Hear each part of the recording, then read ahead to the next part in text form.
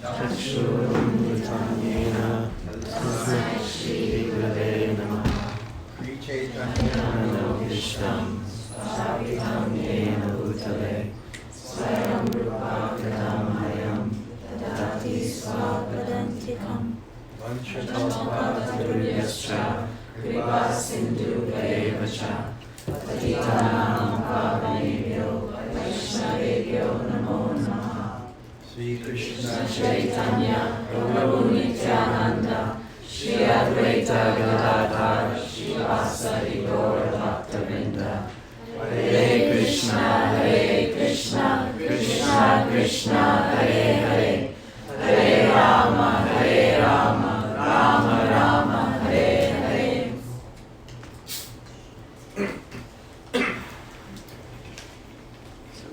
So maybe people could move forward a little bit as people start coming in. You can get close, probably closer than you normally think you should.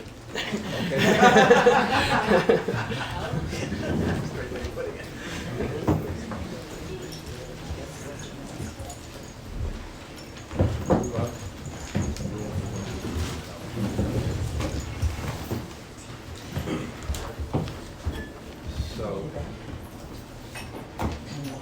is everyone settled? We can begin.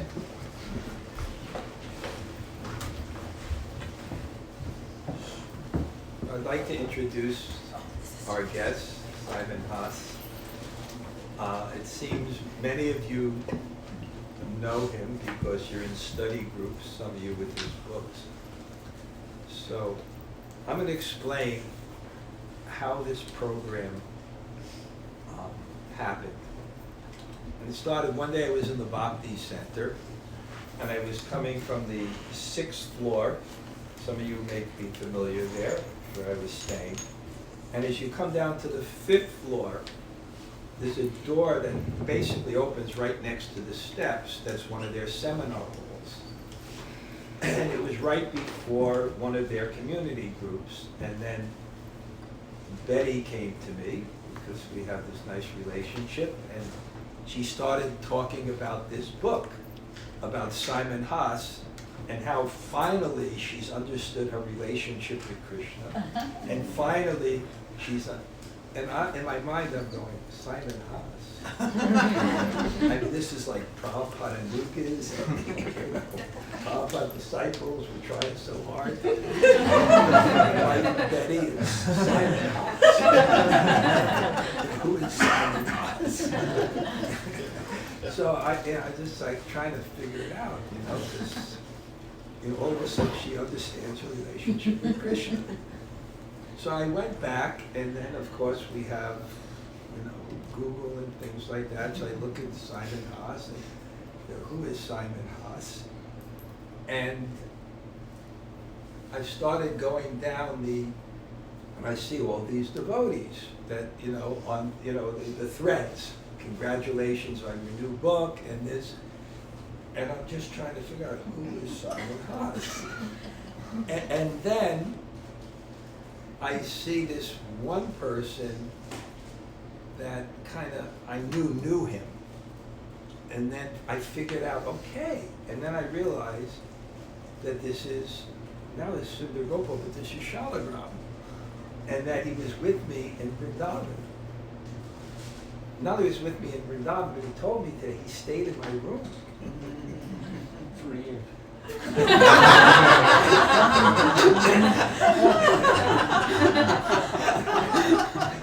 So I was then I was remembering, who he was, and he came to Vrindavan. At the time, we'd also started a Vrindavan Institute for Higher Education, and that was like the first institute in ISKCON to study the Shastra deeply. And also we had a good Sanskrit teacher, Satyanarayan Das, a Sanskrit scholar. So various reasons he came. And then somehow or other he had become inspired by one senior Gaudiya Vaishnava named Srila Narayan Maharaj, who I had a relationship with. I actually knew him. I actually studied some time with him also in Vrindavan. So I knew him. So I at that time I had, well, you know, he's a young man, so I actually brought him to meet Srila Narayan Maharaj. He met him before, but I brought him, and then shortly after that he took initiation and from him, and then traveled with him and studied Sanskrit and studied the Vaishnava literature, etc. So one thing that I learned from Narayan Maharaj, and I remember this was a particular thing. I'm going to reveal a lot of confidential things now that, you know, I was among a group of people that wanted to bring Srila Narayan Maharaj to the West. And actually, when I first met him, it was really interesting. What happened is that he had performed the Fire Yagya when his guru, Narayan Maharaj's guru, gave Prabhupada sannyas. So he had performed the Fire Yagya when Prabhupada took sannyas. And after Srila Prabhupada left, had left, the world works in strange ways. Don't try to wrap your mind around it. Prabhupada's oldest son sued ISKCON for all the assets of ISKCON, because in Indian law, the older son automatically inherits the property of the father unless the father took sannyas. So there had to be a case to prove that Prabhupada took sannyas, but the lawyer in Mathura, these are so many things being revealed to the world now that not known before, but the lawyer in Mathura had screwed up the documents. So there was a court case, and Narayan Maharaj went for 1 month to Mathura to defend ISKCON. And he had to sit every single day for 8 or 10 hours in the courts, waiting for his time to speak. So at that time, he was being hosted by ISKCON, and at that time, Srila Tamal Krishna Maharaj was writing a book on the Brahma Samhita. And Srila Narayan Maharaj is a great Vaishnava scholar. So they became good friends. And then, when Tamal Krishna Maharaj came back, he started to tell us about that. And we knew at that time of Narayan Maharaj, he was famous for his kirtans. We also knew that when Prabhupada came to the West, he didn't have any kartals, and that Narayan Maharaj was shipping things from Mathura, including Mathura Pera. Every city in India has a special sweet, which I know of. So they started to, so he was doing a lot of this service, and when Prabhupada left the world, he gave instructions, because we didn't know the technicalities of the installation of Prabhupada's Samadhi. So when Prabhupada passed away, and I was there, it was Narayan Maharaj that supervised Prabhupada's disciples to do the Samadhi ceremony for Prabhupada, and wrote on Prabhupada's chest the Samadhi mantra, I think in Tilak, Radha Dasyam mantra. So there's many things. And we would invite him to different ceremonies to speak and things. There was this cordial relationship that was going on there. And so I had this kind of relationship with Narayan Maharaj. And then when Tamal Krishna Maharaj came back and said he studied and it was nice, and I said, okay, I also would like to learn, you know? So I remember I went with him to see Narayan Maharaj in Mathura. At that time, he didn't take any disciples, because in his mud, they just had one acharya, and he wasn't the acharya, so he was very popular. So I used to go, I went to Mathura, but at that time, he didn't speak English. So you had to have a translator. So he said, we would like to study something here. I went with my friend, I don't know, and we'd like to study something here. He said, what? I said, well, Dhanurdhara. The Dhanurdhara is a book by Bhaktivinoda Thakur. It's a brilliant novel where it discusses all the tattvas or truths of Krishna consciousness in a novel form of people coming to Krishna consciousness the time after Lord Chaitanya. And as the people would come, who the person would come would need a different truth. So the first person came was a Mayavadi sannyasi. Then a materialistic person came. Then a Brahmin came. And then finally these people surrender, and you get the whole teachings in summary of Bhakti Rasa Rita Sindhu and Ujjval and Nilamani. So we went. We'd like to, to study Dhanurdhara. I didn't know what the book was, really. I just thought it sounded interesting. So he looked at us and said, so you want to understand Raganuga Bhakti? And he went like this, Anya Bilashita Shunyam. You have to have no material desires. So I said, no, we just wanted to.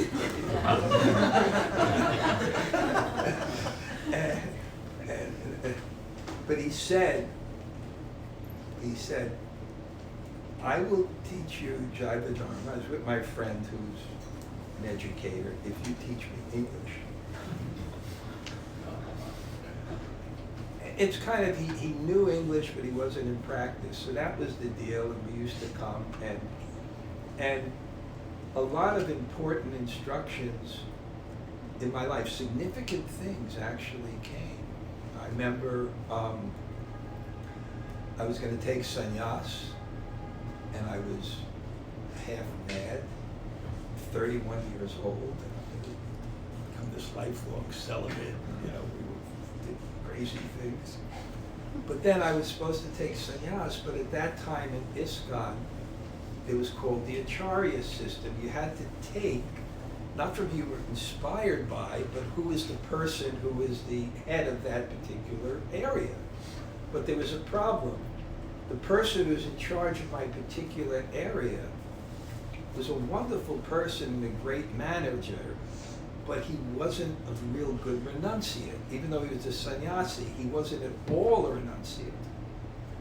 So I thought, well, this is a little strange. So I went to Narai Maharaj and I asked him for advice, and I said, I don't really feel that this person's going to inspire me in my renunciation, but you have to anyway take from the person, and and anyway, it's just a formality. And then he looked at me and he said, there's no formalities in Vaishnava relationships. He said all relationships have to be substantial. That gave me the inspiration, and fortunately then I got the courage and the intelligence how to manipulate this so that I could take sannyas from His Holiness Satsvarup Maharaj, who's a great Vaishnava soul and things like that, and many things. And another incident, I was going to explain this about taken to the West, but then it seemed like there was going to be some problems in doing so. Because each Vaishnava has their particular mood, their particular perspective, and people were afraid that his emphasis and perspective would not really fit within ISKCON's perspective. So someone sent a message through me to actually go and tell him that probably better that you don't go. So I went. Should I give the background music for this? Dun, dun, dun, dun, dun, dun, dun, dun. So I'm delivering the message, right? And I say, I got the message from someone else who is like a leader that it's better that you don't go, because if you say something different from Prabhupada, there's going to be a disturbance, right? He said, I cannot say something different than Prabhupada.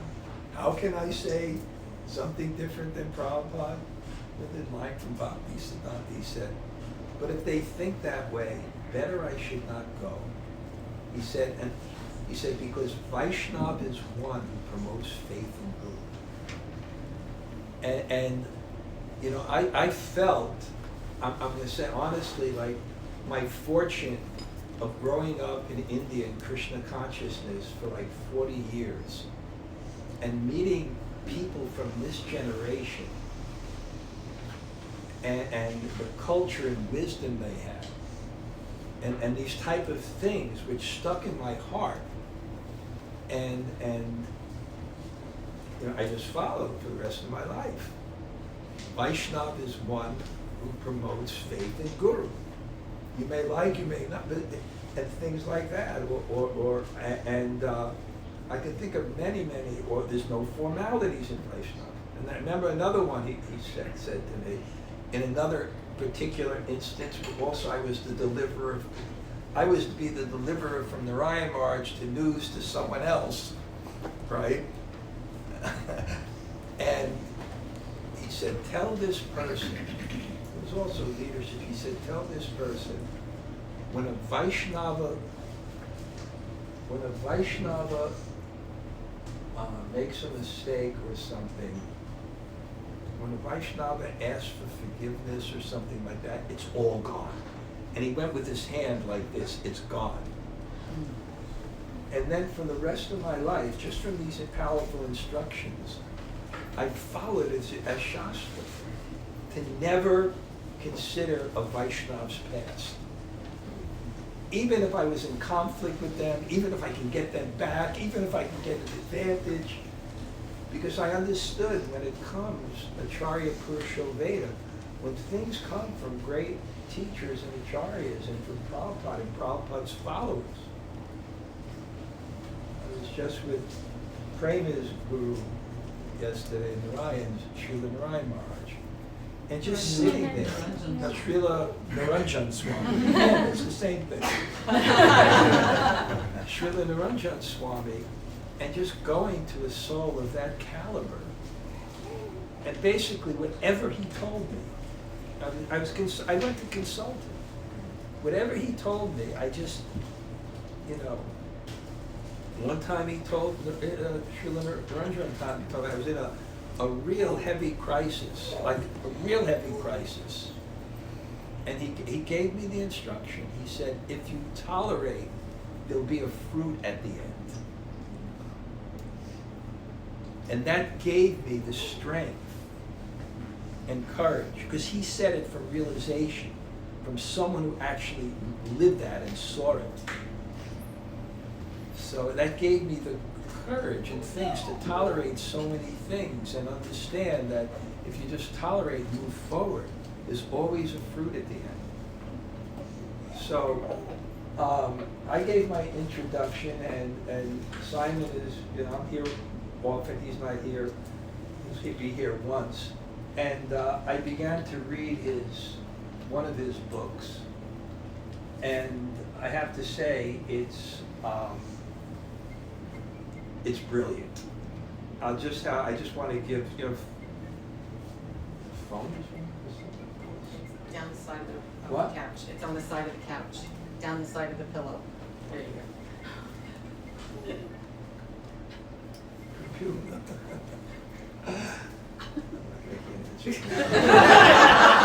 I would like to. So, what was I saying? Really tolerating. That's what he does. Yeah, so I'm going to give a criticism of the book first, because I think that's fair, you know, otherwise you think you're just...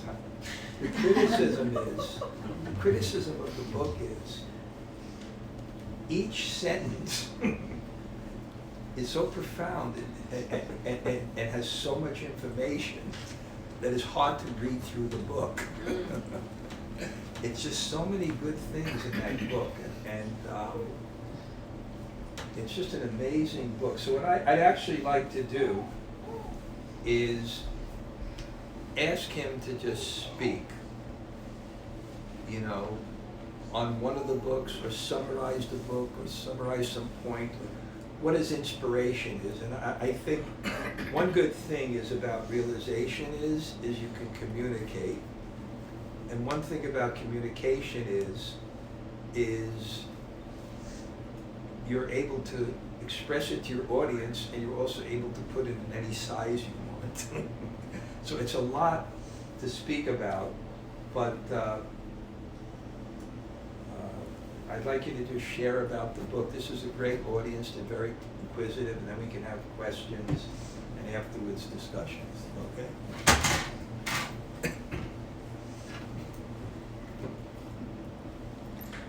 It's an honor to meet you all. What is the thing, right? Well, first I want to offer my Dhanurdhara pranam to Maharaj. I think that the real reason for coming to New York was not the UN. That was simply like a cover for me to have the chance to meet Maharaj again after 25 years. I feel completely indebted to him because it's through him that my Guru Maharaj gave me initiation. So I've been thinking about him so many times over the years, but our paths never crossed until today. And I've learned so much from him staying in India back in 1991 and 1994.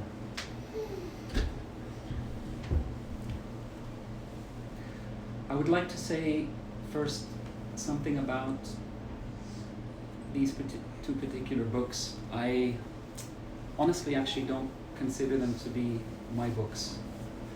So although, by convention a book has to have an author's name at the bottom, I really feel more like just a translator.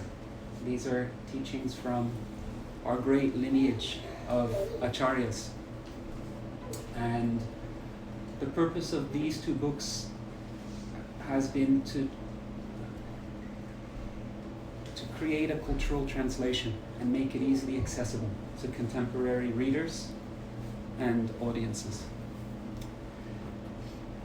Yoga and the Dark Night of the Soul, in particular, I noticed that in yoga studios around the world, they're studying the Sutras of Patanjali, which is a great book for yoga practice, but it has very little about bhakti. Just maybe the fifth niyama, Ishvara Pranidhana, and not much else at all. And the Bhagavad Gita, which I know is a book that Dhanurdhara Swami loves very much and is an expert in, is largely neglected in yoga studios around the world, even though it's a classic on yoga. Each of the 18 chapters of the Gita is a different system of yoga. So the very first chapter is goes by two names. One of them is observing the armies. Another is Vishad Yoga, or the yoga of despair, the yoga of crisis. And then there are other systems of yoga in the Gita. And often the Gita is taught in a way that is quite philosophical and difficult sometimes it can be difficult to apply it in everyday life. But the Gita actually is a book that is intended to be extremely practical, something that can be used every day. So usually when I go to a yoga studio, I tell the audience, if you don't have a tool set that you can use in your life right away, then I haven't done my job. Arjuna, after listening to the Gita, he doesn't go to the forest to contemplate philosophy. His first use of the teachings of Krishna, yoga teachings of Krishna, is actually on the battlefield. So the teachings of the Gita have different levels of meaning, and our acharyas explain that. There is the literal meaning, for example. There's an ethical dimension. There's a symbolic dimension. One great teacher in our lineage, Sri Madhvacharya, explains some of the symbolic meaning of the Bhagavad Gita and Mahabharata in his book Mahabharat Tatparya. So, for example, do you all know the background of the Gita and the Mahabharata? So you all know about Duryodhana, main character in the Gita. So he represents something or someone. Does anyone know? He represents this age of Kali Yuga. So there are many deeper meanings in the teachings of the Gita. that Sri Madhvacharya and others have explained.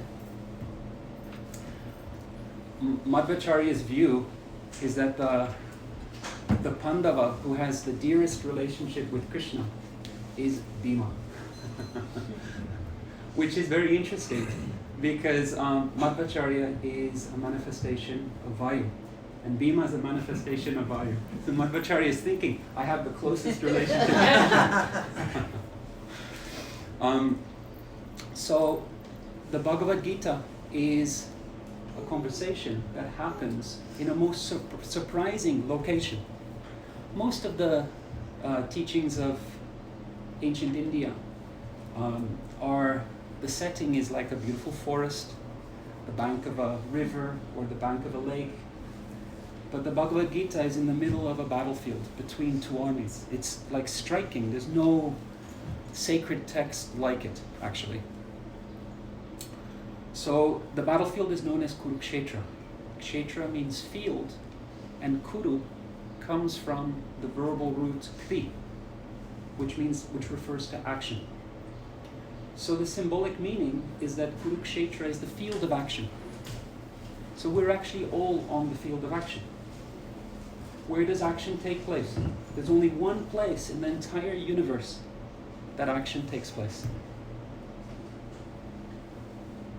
And that's the present moment. Any action that we took in the past, we took when it was the present. Any action we will take in the future, we'll take when it's the present moment. So Kurukshetra for us is the field of now. And the field of now can sometimes be very much like a battlefield. Frenetic, chaotic, unexpected changes in fortunes. So how can we make the field of now a sacred place in which to act? On one level, that's what the Bhagavad Gita is about. And to show Arjuna, the warrior Arjuna, how to do that, Krishna gives him 18 different systems of yoga. These are very powerful tools. Each one of those is a very, very powerful tool. Have a look just at a few of them so you have a sense. But although I get the impression that you're all very familiar with the Gita already. So one system is karma yoga, the yoga of skillful action. In that particular part of the Gita, Krishna defines yoga as yoga karmasu kaushalam. Yoga is skillfulness in action. So we actually are, especially in contemporary West, we're experts in how to act unskillfully. So many ways that we act unskillfully in our everyday life. You know, when we're stuck in traffic, how we respond to that, in our relationships, in our communication. So Krishna teaches Arjuna and teaches all of us how to act skillfully. And Karma Yoga has 3 simple steps. The teachings are very simple, not always so easy to apply in our life. It requires commitment and attention and awareness. But 3 simple steps to act skillfully. Another system of yoga, the yoga of differentiating between the 3 gunas. Incredible. You all know, I think, about sattva, rajas, and tamas. It's actually difficult to find good English translations because English is a deficient language. So sometimes we say goodness, passion, and ignorance. Tamas means darkness, literally. Sattva literally means beingness. So you know how in Buddhism the word mindfulness is very popular. Most of the teachings of Buddhism relating to the nature of this world, other than that this world is an illusion, that's not actually in the teachings of ancient India, the Vedic teachings of ancient India. But the nature of this world as a place of suffering comes from the sacred texts of India.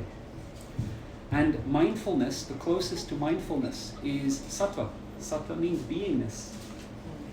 When someone is situated in sattva, they're completely mindful and self-satisfied, not looking for their happiness in the outside world. They find their happiness from within. And rajas is that particular quality in the field of perception where we're looking, always hankering for something. So the field of perception is always changing, being influenced by these three gunas, these three qualities. You can even think of them as forces, because the qualities have a pull. So someone who practiced this particular system of yoga, they can differentiate and they can see the gunas in action all around them, in how people speak. So, I think we've all had this experience where, say at Christmas time, you're with your family, you see all the three types of communication, in rajas, in tamas, in sattva. When someone speaks when we communicate in tamas, our primary intent is destructive. We're looking to take the other person down, minimize the other person, criticize them. We may also speak to ourselves in tamas, where we're continually putting ourselves down and minimizing, speaking to ourselves in a way that's not constructive but destructive. In Sanskrit, that's known as vitanda. There's a second kind of communication, which is known as jalpa, where our primary aim is not necessarily destructive, but it's to force our own position. So we want to show how intelligent we are. We want to show that we're right. We want to convince others to do something. That's communication in rajas. And communication in sattva, we're completely open to the other person without any agenda. Now, I think we've all had this experience. Two people, when they're communicating in sattva, you feel nourished and alive from that conversation. And there's a sense of intimacy and friendship. You feel like there's a connection of two worlds. And we feel vitality from that conversation. That's because it's conversation in sattva. So usually our conversations are mixed. You never find sattva, rajas, or tamas completely on their own. There's always they're competing forces. But by understanding the gunas, we can see how someone is approaching us with a particular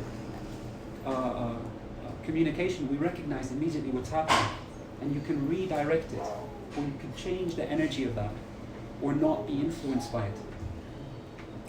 So it's very, very powerful. Another way that the gunas is so relevant and important is when we start a project, or start anything. Start a relationship, a project, a business.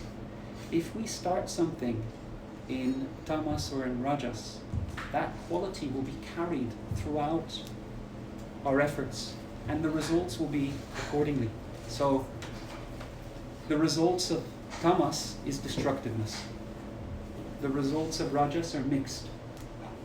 The results of sattva is stability, durability. So you know how in the continual battle between the devatas and the asuras, the demons and demigods, the devas are always victorious.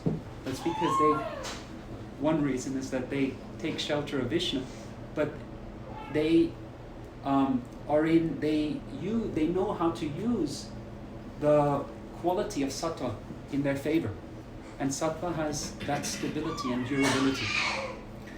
So this particular yoga system is incredible because you can really be effective in everyday life by applying it. And then Krishna explains to Arjuna how to even go further than that, how to transcend the three gunas. In yoga studios, I don't normally speak so much about that because I've seen some people speaking quite cheaply about transcending the gunas, but perhaps struggling to reach sattva. So another system of yoga is an incredible system of yoga. It's actually called Deva Asura Vibhag Sampad Yoga. So it's the sampad means wealth. It's the yoga of being able to differentiate or discover the wealth of the gods and goddesses, as opposed to the wealth of the asuras. So we spend our life, we come into this world naked, not without owning anything. And we will leave this world without anything. There's nothing we'll be able to take with us. But somehow, between that point of not owning anything and that point of not owning anything, not even our physical bodies, we accumulate and we take this view that this is mine, it belongs to me, and I'm going to guard it and protect it.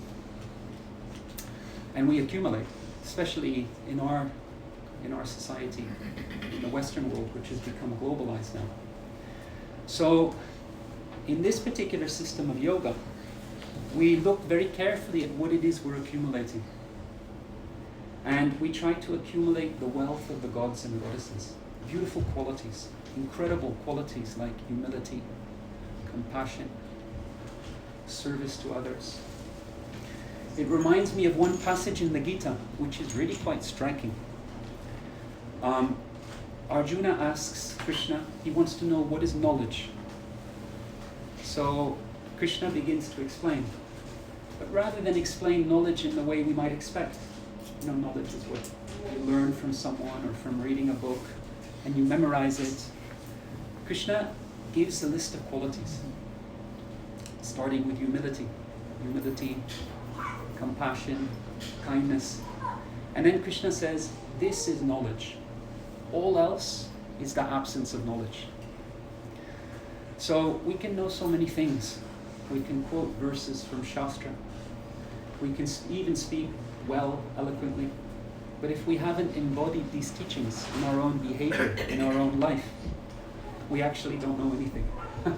We become a personification of the absence of knowledge. The very first quality that Krishna lists is humility. So yoga begins with humility. My Guru Maharaj would explain that when a tree has something to offer, it's laden with ripe fruit, its branches hang low. When a cloud is heavy with rain, it also comes down from the sky.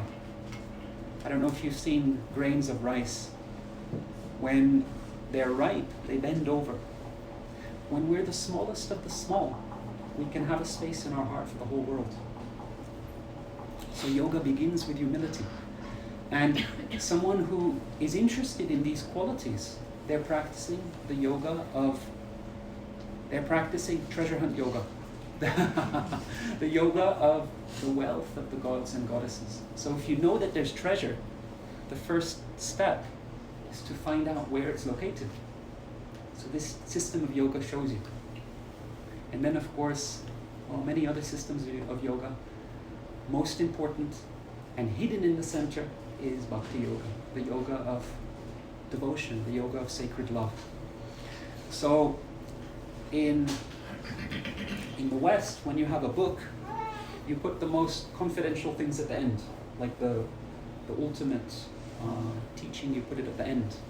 But in ancient India, they don't do that. They tuck it in the middle. Maybe because someone who's not really interested, they'll flick through the beginning and flick through the end and miss what's in the middle. I don't know. But you see that Krishna's most confidential teachings, which are summarized at the end as well, but they're in the center of the Gita, the middle 6 chapters. And in Srimad Bhagavatam, the most confidential teachings are also in the center, in the 10th chapter of the Gita, 10th canto of Srimad Bhagavatam. So, the very first system of yoga is very surprising, Vishad yoga, because we tend to think of yoga, most people tend to think of yoga as, it's about happiness, it's about peace and tranquility. And certainly it's not about crisis, it's not about despair or difficulty. So what I've seen in the West is that many yoga practitioners, they don't know what to do with their despair or difficulty. They may feel that their yoga system, their yoga practice has let them down. In the West, as you know, there's a stigma attached to crisis. No one likes to reveal that they are in some kind of crisis. We hide it keep it to the privacy of our own bedroom. And we will treat it easily with shame and try to conceal it.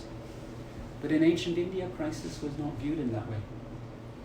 Crisis is seen as a sacred rite of passage, something that is a natural part of life, just like you have summer and winter. In the West, we only want to see the summer. We hide away death, illness, crisis. So much so, crisis can be so valuable in our life, so much so that it's accorded its own system of yoga in the Gita, Vishad Yoga, the yoga of crisis. Now, often we skip over the first chapter, we skip over the first verse of the Gita and the first chapter, and we start often at the second chapter, verse 7, where Arjuna asks Krishna for help. But the first chapter has a lot of secrets contained in it. Every verse of Shastra has so much in it. It's important to, many will try to study the Gita on their own, and we will struggle. I remember having that experience as well. The Gita is not a self-help book. The self-help category is an invention of the contemporary West. So the Shastra and the Gita is actually much more like a teacher's manual. There's some great scholarly essays on this actually. That's been recognized now in academia, that these were intended as teacher's manuals. And a teacher, because contained within a single verse or within even a single line is a universe of meaning. And a teacher, according to his or her realization, will be able to unpack that, not only through sharing verbally, but through that person's own example in the way that they live. And so to study the Gita on your own is actually very difficult. And that's one reason why the Gita is not studied as much as it could be in yoga studios around the world. People try it and they think, well, I don't really get this. And then they put it away. So in the first chapter of the Gita, there's so much there in the way that the experience that Arjuna describes. It's not wasted space. Not by chance that Arjuna is explaining, this is what I'm feeling, this is my experience, now I feel this way, what should I do? Arjuna expresses in the first chapter 4 symptoms of crisis, which we will all experience. We will all go through, I call it a dark night of the soul. That's not a phrase from India. It actually originates from St. John of the Cross, but it's used now to mean like an existential crisis that challenges you right to the limit. Your sense of meaning is broken down. So that's what Arjuna experiences, and in Sanskrit it's called Vishad, or despair. And Arjuna describes, and you see 4 main symptoms of a dark night of the soul. Maybe we'll look at that a little bit later. But each one of us will go through at least one dark night of the soul in our life. We might go through more than one. But there's very little in our upbringing or our education to prepare us for it. We don't know what's happening to us when that occurs. But that experience can be a very, very powerful catalyst for becoming a deeper individual. It can really deepen us as a person. We can, following a dark night of the soul, we can abandon the facile identities that we create and live out, the personas that we live out. And you find actually that some of the greatest authors, artists, their best work actually comes after a crisis experience of that kind. In the ancient texts of India, we see that too, but on a spiritual level. So some of the greatest works have been composed after a period of searching and confusion and distress. Srimad Bhagavatam by Srila Vyasadeva. The one of the great Upanishads.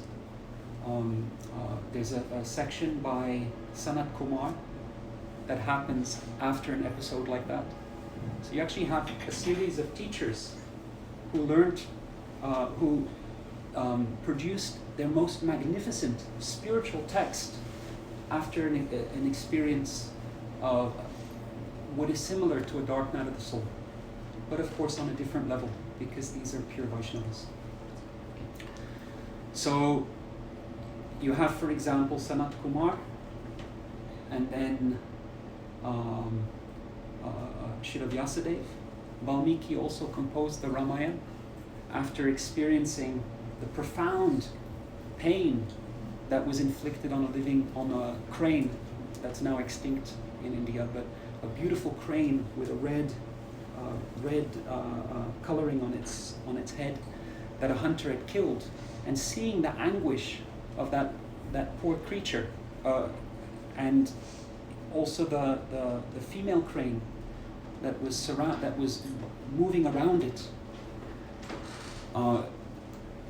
Valmiki cried out and composed a verse that was full of grief, but it was a verse that mimicked the pain that he saw, but it was a new type of verse that had never been heard before, with a particular meter, and it perfectly encapsulated the experience that he had, and that became known as the shloka, which we all know. The Gita is made up of shlokas. That was by Valmiki, and so he composed the first shloka, and it's called a shloka because it comes from shok, or suffering. So 4 symptoms of a dark night of the soul. If we know what they are, then we can understand if we're going through a dark night of the soul at the moment. We can also be ready and understand if one is approaching. And if we have had this experience in the past, we can recognize it for what it is. And then if we look at the way Arjuna, how does Arjuna respond to that? There are teachings there as well, 3 in particular, that help us understand what is the best way to navigate this kind of experience. So that's the yoga of despair, the yoga of the dark night of the soul. So that particular book, Yoga and the Dark Night of the Soul, starts with Vishad Yoga and looks at some of the main yoga systems in the Gita to make it available as a set of tools for living skillfully in life, and then hopefully draws the reader to the most confidential teachings in the Gita, which are the teachings of bhakti. To summarize, maybe just for a moment or two, let's look at the first verse of the Gita and the last verse of the Gita, because that, in a way, encapsulates the teachings in the Gita itself. We often skip the first verse. We think it's maybe just like introductory, not so important. And the last verse we often skip as well. But actually they're very, very important. There are 6 traditional ways of studying a sacred text in India. 6.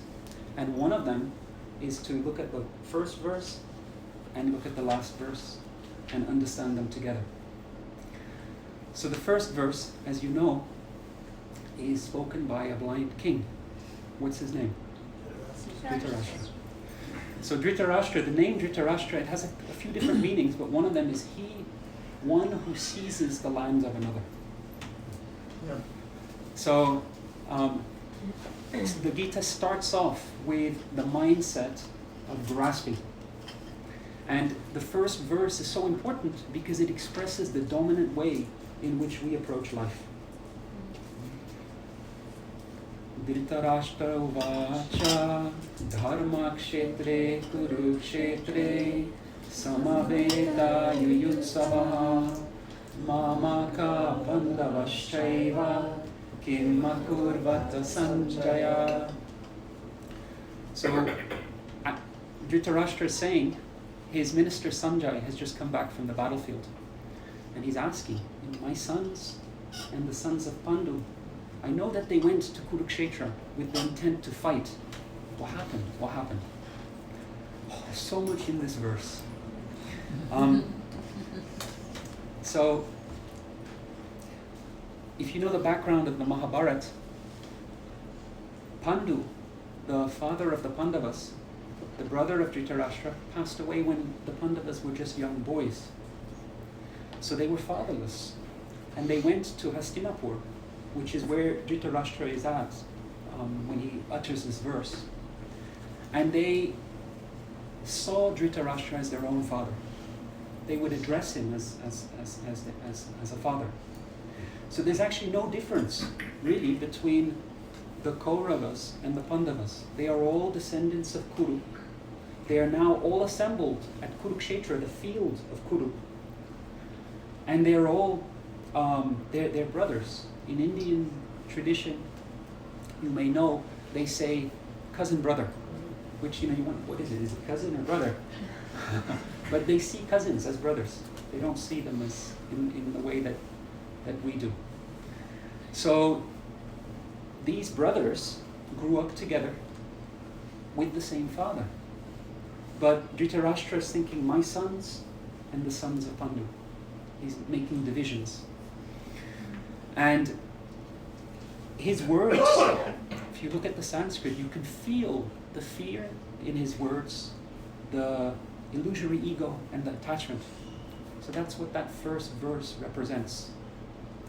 Interestingly, when this particular verse is spoken, the battle at Kurukshetra has already reached the most critical point.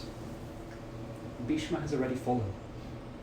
And Vidura, Sanjay has actually returned to Hastinapur to let Dhritarashtra know. So there's an irony in Dhritarashtra's question. What happened? Already the commander-in-chief of the Kauravas has fallen. The whole battle of Kurukshetra, Duryodhana's hopes are pinned on Bhishma. In fact, at the beginning of the Gita, he says, you all protect Bhishma because he's better than Bhima. He's going to win this war for us. Bhishma, as you know, he had he was given a boon, like a blessing, divine blessing, that he could choose the time of his demise. Imagine that you can choose the time of your demise. So he was considered to be invincible. But Bhishma has already fallen. So when Dhritarashtra is anxiously asking, what happened? There's a real irony in the question. And the deep meaning here is that when we adopt that approach, that closed-hearted approach based on ego, attachment, and fear, our demise is already assured just by the approach that we're taking. So, one important aspect of the dark night of the soul is that we are all storytellers. We all have the story of our life that we create. We're authors. We're authors of a story. I am this particular person. We have an identity in that story. We carry that story with us wherever we go. Much of our story, maybe most of our story, is actually inherited. We didn't choose it. We inherited from our parents, from society, from advertising, from our friends. And we carry that story with us wherever we go. We live out from that story. We take that story so seriously that we're prepared to fight for it. We're prepared to lose friends over it. That's what happens at Kurukshetra. Dhritarashtra is lost in his story of friends and enemies.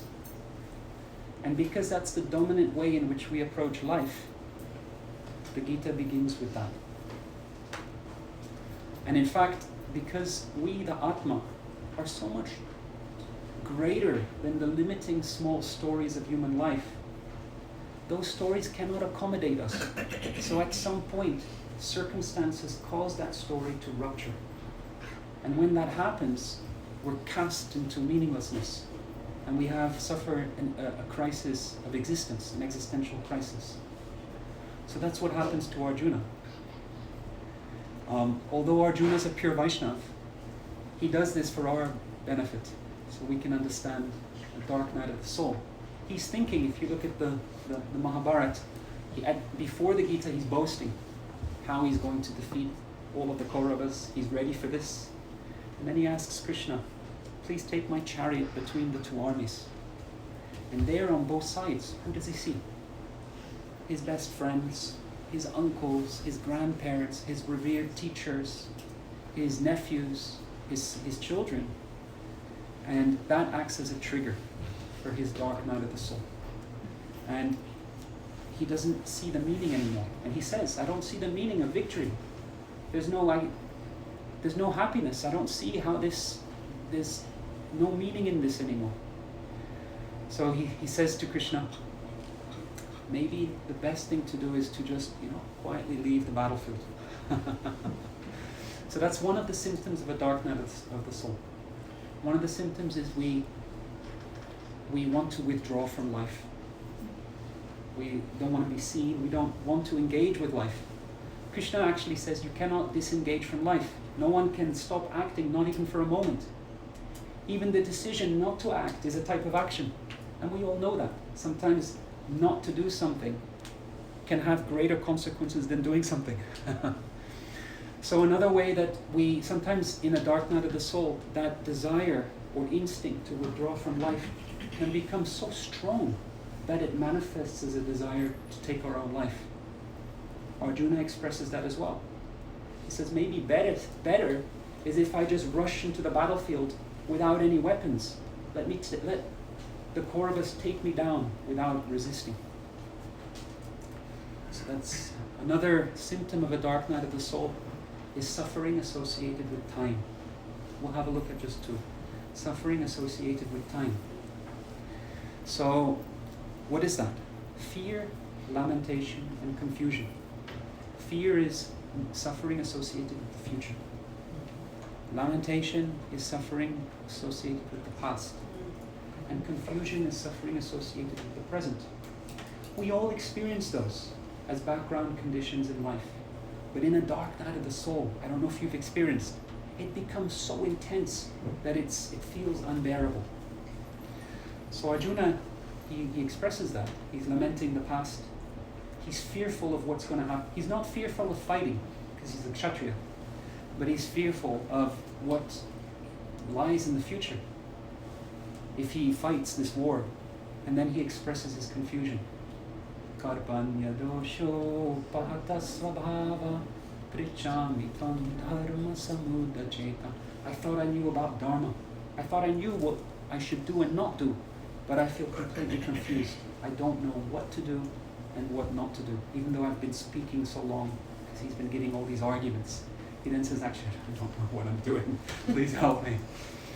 So those are two symptoms of a dark night of the soul. There are two others. And then Krishna begins teaching different systems of yoga. Krishna starts off with teachings of Sankhya philosophy, actually, about the nature of the soul. Because Arjuna is like Dhritarashtra. Arjuna is lost in his story. So Krishna tries to say, look, don't worry about the story. You are the Atma. You're eternal. These stories are not important. But Arjuna doesn't quite understand. Arjuna doesn't understand how Krishna's response relates to his issue and his question. So Krishna then moves away from that and teaches karma yoga, the yoga of skillful action. Krishna then returns to Sankhya teachings towards the end of the Gita, in some of the most beautiful teachings of the Gita on the field and the knower of the field. Then at the end of the Bhagavad Gita, you have the last verse, which needs to be seen with the first verse.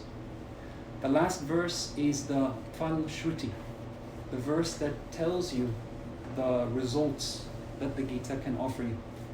So you often find that in sacred texts in India. Look out for it. There's the Phala Shruti, the verse of rewards or results. Phala means fruit. So Krishna says, and this is a great verse because it has Maharaj's name in it. And it's spoken by Sanjay.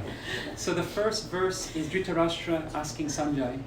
Then Sanjay is narrating what Krishna is saying to Arjuna. And then at the end is Sanjay's own opinion. Having heard everything, he gives like his personal view. Yatra Yogeshwara Krishna, Yatra Parto Dhanurdhara, Yatra Shri Vijayo Bhutir, Dhruvanitir Matir Mama. So Krishna gives 4 results of yoga. So I usually tell yoga practitioners, if you're not experiencing these 4 results, there's a problem with your yoga practice. Every practitioner of yoga will gradually experience these 4 results. But so Sanjay explains, Yatra Yogeshwara Krishna, wherever there is Krishna, the Lord of yoga, and wherever there is Arjuna, the holder of the bow. So Dhanurdhara means the holder of the bow. And so Maharaj's name refers to Arjuna, also to Sri Ram, because that word is used to describe Sri Ram in the Ramayana, and also Lord Shiva. It's famous as the holder of the bow. And it's that same bow that Sita Devi, no one can lift it, except Sita Devi as a young girl, she lifts it. That's the bow of Lord Shiva. She easily lifts it with one hand. And her father sees that and then decides, the only one that was qualified to marry this girl of mine must be someone who can lift this bow. And then Sri Ram lifts the bow. So that's very important, holder of the bow. The bow is Arjuna's instrument of action. So the yoga teachings are not teachings to be contemplated. Well, they are, but not just contemplated. We don't go to the forest. Patanjali's Yoga Sutras are actually meant for people who leave the world, who go into a cave, who go to the Himalayas, and who abandon the world. The Gita teachings of yoga are meant for those who are in active engagement with the world. So the holder of the bow indicates that. That's Arjuna's instrument of action. So wherever there's Krishna, wherever there's Arjuna. So that means wherever there's a true teacher of yoga, who is a representative or manifestation of Krishna as Guru, and wherever there's a true student. Arjuna represents the true student as opposed to Dhritarashtra. Dhritarashtra and Arjuna, they hear the same Gita. In fact, Dhritarashtra has also seen the universal form of Krishna. Not the exact same one, but a similar one. In Hastinapur, Duryodhana tries to imprison Krishna, who's a UN peacemaker, peacekeeper, tries to broker peace, and they try to seize him. And then Krishna manifests colossal universal form. And Dhritarashtra sees that. So he has seen the same, he's heard the same Gita, but it causes no change in him.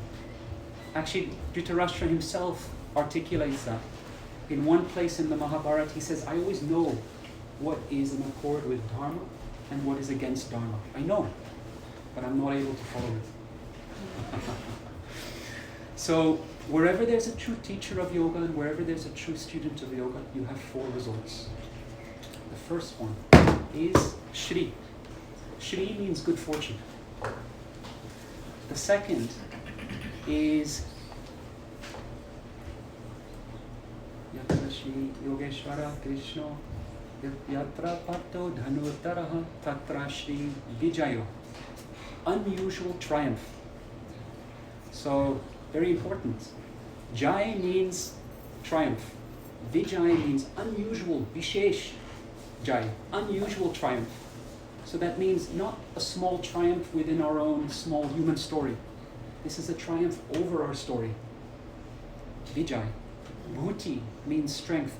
Some of these Sanskrit words have different meanings also. One of the primary meanings of Bhuti is strength or power. And Dhruva Niti, abiding wise conduct. Dhruva means fixed. So it's very easy to be wise when everything's going well in our life. Right? We can be very wise, but where does our wisdom go when we're faced with challenge or difficulty? We may not find we're not very wise at all when that happens. So, but someone who is a true student and who has taken shelter of a true teacher, their wisdom is like Dhruvaloka. Everything else may move, but it remains fixed. And it's abiding wise conduct. It's reflected in the way that we live in the world. So these 4 results of yoga actually have different levels, because as you know, the teachings of the Gita have different levels. There are regular teachings, there are confidential teachings, more confidential, most confidential, and then the most secret of all secrets. So those 4 results will be different according to the level of teaching that we've understood in the Gita. So those basic meanings that we've looked at is just regular. It's just a general meaning relating to ordinary life wisdom. What to speak of the higher levels. So I'll stop here, but just before, I want to show the first verse and the last verse illustrated using a mudra. You all know mudras, right? So one mudra that's quite famous is the Anjali mudra. It means it has a few different meanings. One of them is my heart and your heart are one.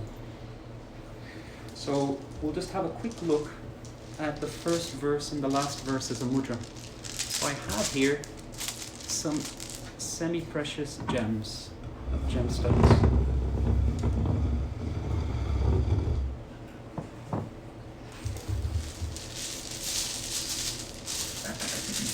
I have here some opals, amethysts, quartz crystals. I think there's a lapis lazuli somewhere in there.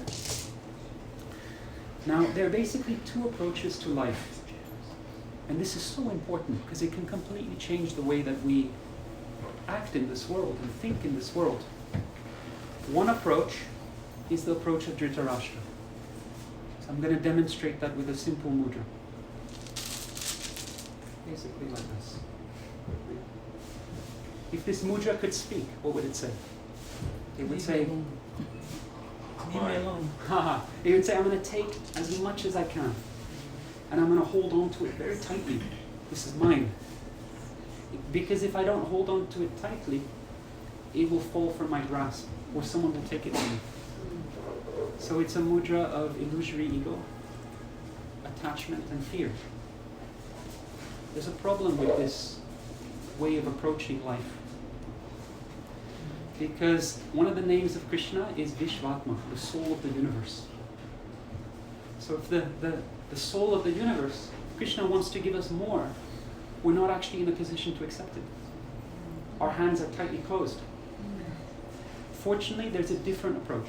It's a 180 degrees inversion, which is to turn our hand facing this way, and instead of closed fingers, to have open fingers. Now this is interesting, because it's not only the mudra of giving, it's also the mudra of receiving. I think we've all had this experience. When what we do, we make what we do an offering to Krishna, the soul of the universe. Our hands are never empty. We receive more in our life than we could have ever hoped for or imagined, because our focus is not on taking and seizing, but it's on giving. So that's represented in the last verse of the Gita. Yoga is an inversion of consciousness from becoming a taker to becoming a giver. Now, the palm in India represents the heart. Like my heart and your heart are one. So you see that the deities in India, not just in India, even in other places in the Far East, they never have closed fists. It's always open heart. So the Gita is about moving from a closed-hearted approach to life, which is epitomized by Dhritarashtra, to an open-hearted approach, which finds its highest expression in the teachings of life. It's a short summary.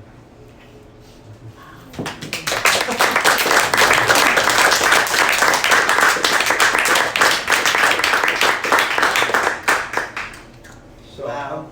I'm going to, what's that? Just wow. Wow, right. Your name now? Brajarani.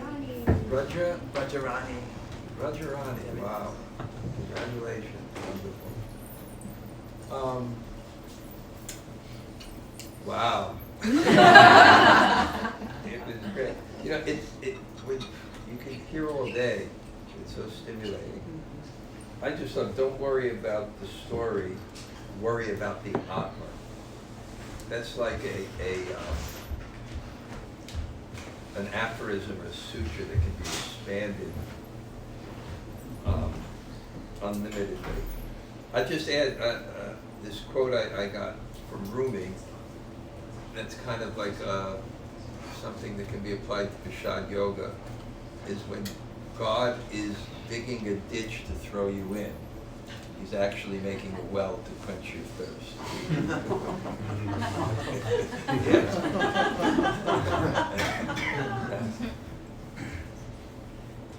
Or is it true we're the chosen people?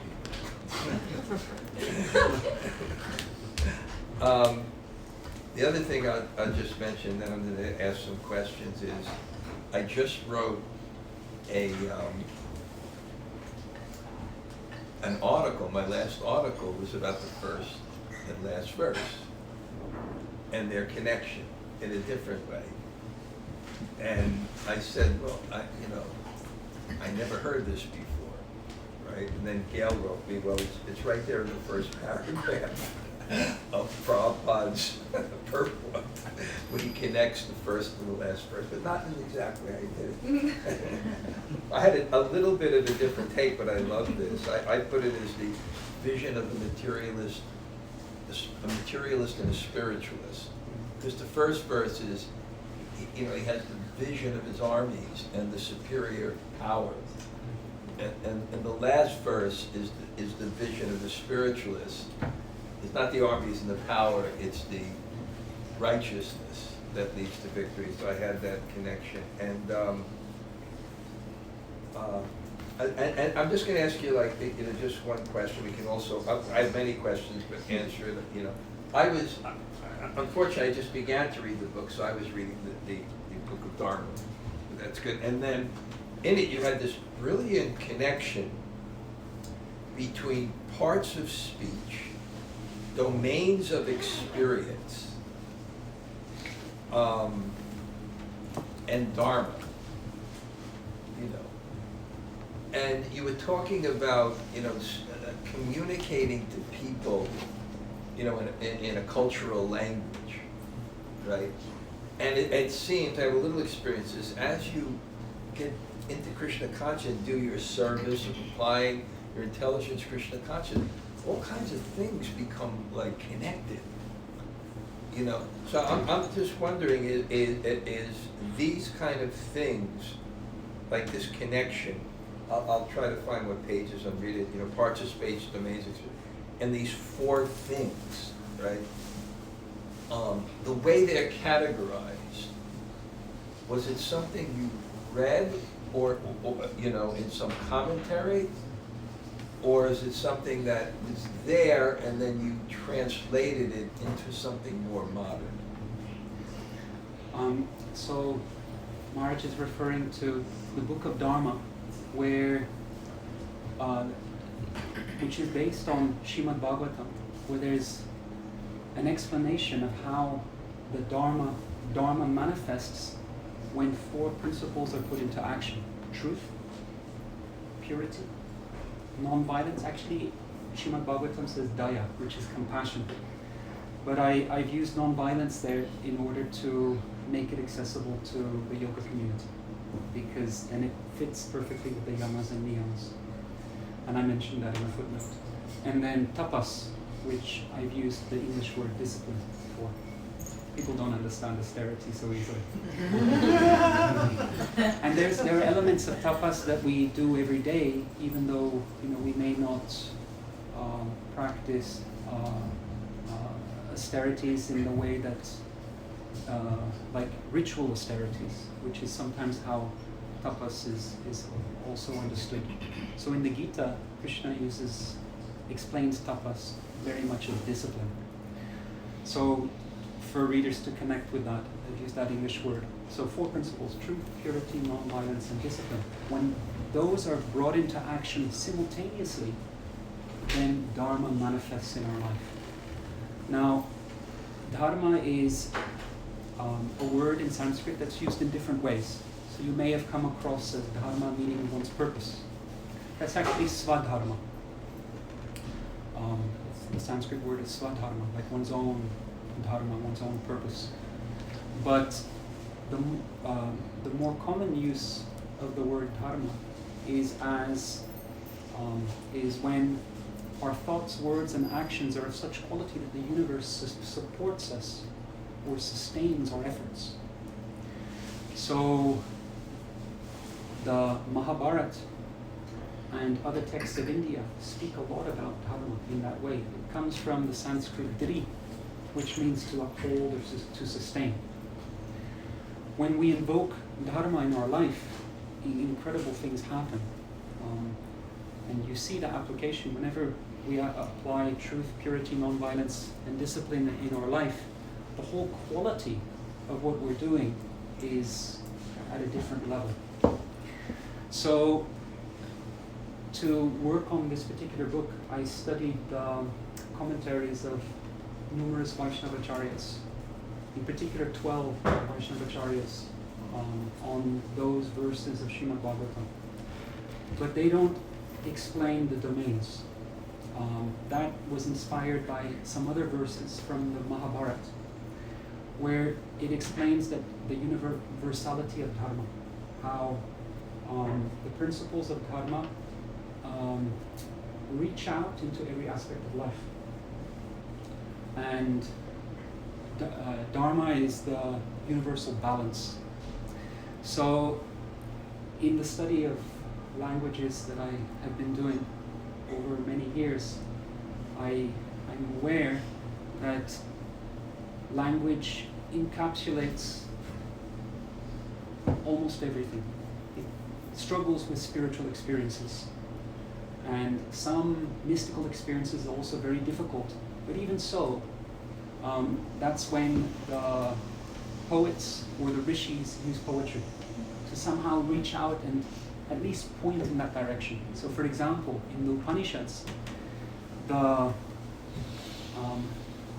explanations of the Atma and also of the Paramatma are astonishing verses of poetry with lots of contradictions, present everywhere and present and not present everywhere. It's the poetry of the Upanishads is reaching out and pointing in that direction, but also acknowledging that the words of this world cannot touch the Supreme Lord. In fact, there's one statement in the Upanishads where it says our words echo back, unable to reach him. So that's when we use our powers of communication, material powers of communication, to try and describe something that is beyond the material field of perception. But within this world, language encapsulates everything that we can experience, almost. And likewise, what we experience will be reflected in language. So you see that, it's incredible in our societies. In our society, we have very few words for love and affection. Maybe just one or two, love and affection. But in India, in Sanskrit, I've counted, at one time I tried counting almost 30, and there may be others that I don't know of, different types of love, from very selfish so-called love to spiritual love, to various levels of spiritual and types of spiritual love. It's incredible. So that reflects the consciousness and understanding of a particular society. In our society, that little word love has lost its sacred meaning. We use it for everything from I love ice cream to I love my dog to I love my friends. You have to be very careful about dogs.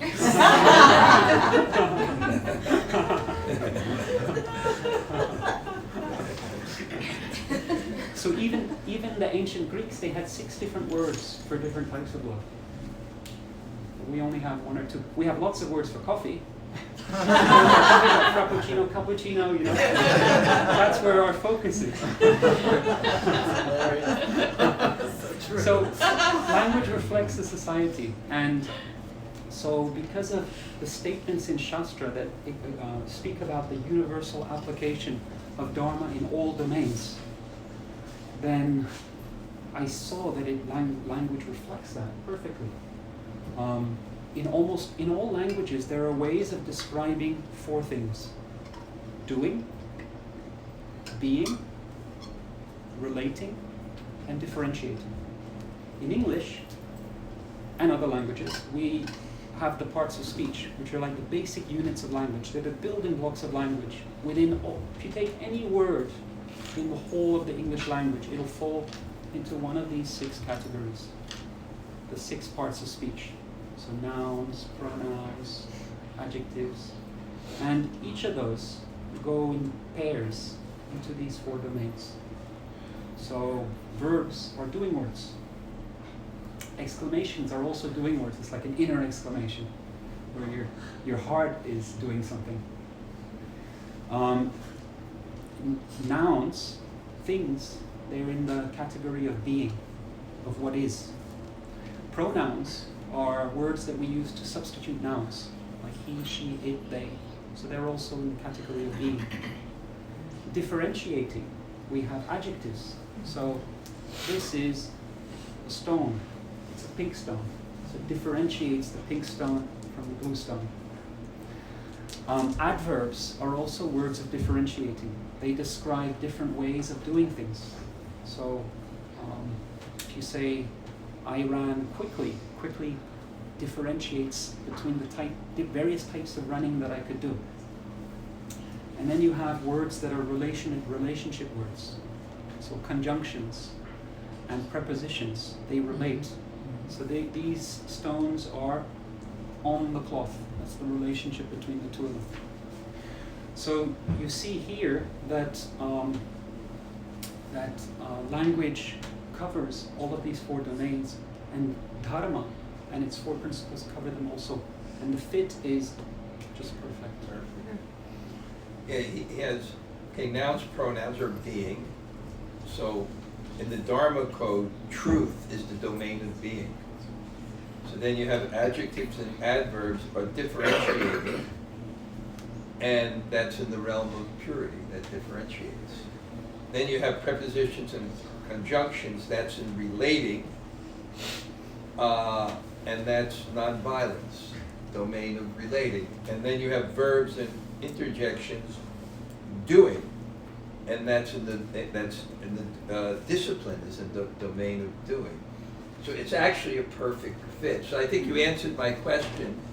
Is what you do is you see these universal principles. You study under great teachers like Srila Narayana Maharaj and Srila Prabhupada and Vaishnavas, and the Shastra describes truth. And then you go within your own experience and own culture and see the same things. And then that gives you a facility to actually communicate it in that way. And I was wondering, I guess, is that the same thing? I was just going to ask you one more thing. The first and the last verse, the analysis that you gave, right? How much was it you actually read that analysis, and how much was it that you kind of connected it? A combination of 3 things. Some of this is in the commentaries. Yeah. Some of it I've heard directly from my own teacher. Yeah. And some of it just presents itself as Like that. as undeniable connections. Anna, you're an editor. Isn't this very interesting? Very interesting. Very interesting. Okay.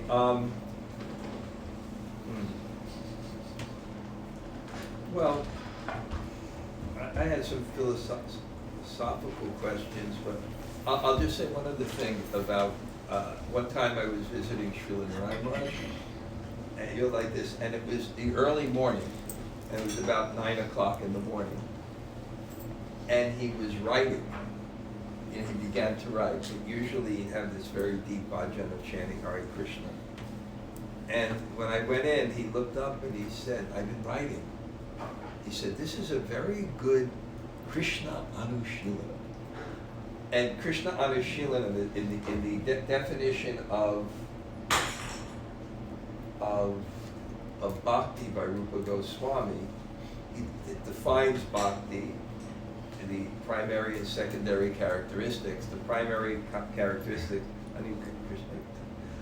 Anyavilashita Shunyam, Jnana Karma Navridam, Anukulyena Krishnanu, Shilanam Bhakta Uttama.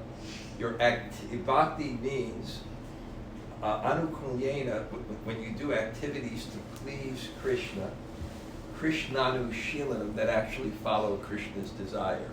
So that's what bhakti is. You do activities to please Krishna or follow his desire. So he was saying, oh, writing is a very good Krishna Anushilanam. And I was also thinking in a commentary that I read, is that when you have to reproduce things in writing or speaking, you really have to be focused and attentive. And bhakti, the way that bhakti works is that when we are attentive or focused on Krishna, we feel Krishna, and that's the goal. The goal is priyojana. Priyojana is the experience of knowing Krishna, is feeling Krishna and love, and it's based on your concentration. So writing and speaking, they're very, very powerful ways to kind of absorb yourself. So, Gail, do you have any questions? Yeah, I do actually. Do you remember? She's famous for her questions. I'll just tell you a joke about her questions. Okay? She's married to an Italian guy, he's a Catholic guy. And when I had my birthday, these professional comedians would come and they would do these comedy routines. So one routine was a quiz show where they would give the answers and people would have to give the questions. So the first one was, you're not the body. So then someone says, what has Michael Jackson realized? Then the second thing, a place where there's congregational worship of the Supreme Lord. This is, what are the airports?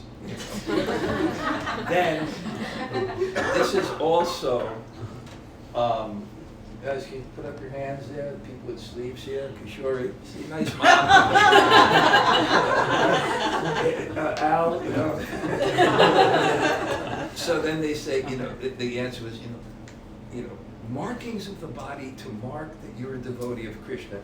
What a tattoo. So then the other one was 108. And then the answer was, how many more questions does Gail have to Dhanurdhara Swami before he wished that she became a Catholic instead?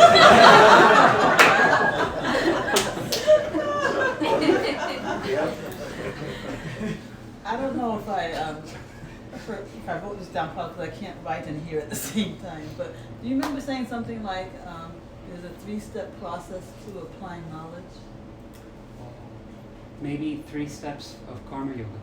Yeah. Okay. So what are they? Do we have time? Is it synopsis form? I don't know.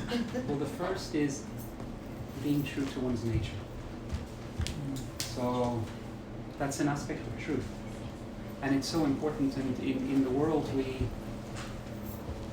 in the society that we live, there are a lot of pressures on us not to be true to our nature. So, I don't know if you've heard of a palliative nurse named Bronnie Ware. She looks after dying patients. The patients who are sure to die, it's just a matter of how long they'll stay. So she thought to herself, I'm not simply going to look after them and care for them as best as I can, maybe I can learn something from them. Because awareness of our mortality can give us a perspective on life that is often lost in the hectic movement and chaos of everyday living. So she began asking them, what in your life went well? Would you do anything differently? Do you have any regrets? And there was one regret that kept coming up again and again and again. What was the number one regret of dying patients? I wish I'd had the courage to to be true to myself, rather than to live a life true to myself, rather than follow the expectations of others. So in our society, there's a lot of, we each have a different nature. We're not all built in the same way. So Krishna, what she's expressing there, Krishna expresses to Arjuna thousands of years earlier. Krishna says to Arjuna, it's better that you follow your nature. So his nature is as a warrior. Better you follow your nature, even if there are faults in what you're doing, than to try to follow someone else's path and do that perfectly. So karma yoga is so important because I don't know if it's the same in New York, but in England certainly, the majority of people, they hate their work. Their favorite day of the week is Friday, and their worst day of the week is Monday. We even have a restaurant called Thank God It's Friday. So if you imagine a timeline, right, of 80 years, the average lifespan of a woman is 76, of a man is 73, so I'll be generous and give 80. There's a few years at the beginning where we're in school and we're children.